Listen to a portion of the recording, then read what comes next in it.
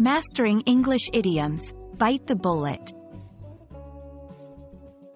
Hello, and welcome to our English language learning channel.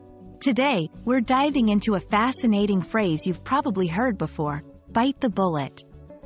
We'll explore its meaning, origin, and how you can use it in everyday conversations.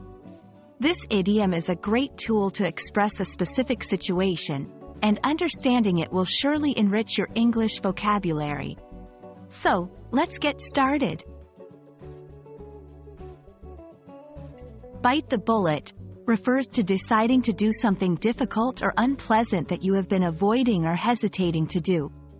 When you bite the bullet, you're facing a challenging situation head-on, often because there's no other choice left or to get it over with.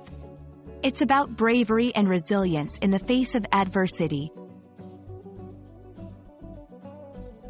The phrase, bite the bullet, has a quite interesting history. It is believed to have originated from the days before modern anesthetics were used in medical treatments. Soldiers or patients who had to undergo surgery without any pain relief were given a bullet to bite on to help them endure the pain.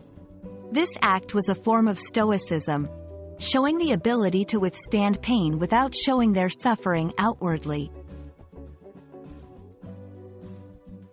To help you understand how to use this idiom, here are a few examples.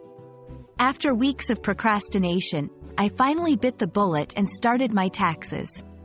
She knew the conversation would be tough, but she bit the bullet and talked to her friend about the issue. We've been putting off the decision for too long.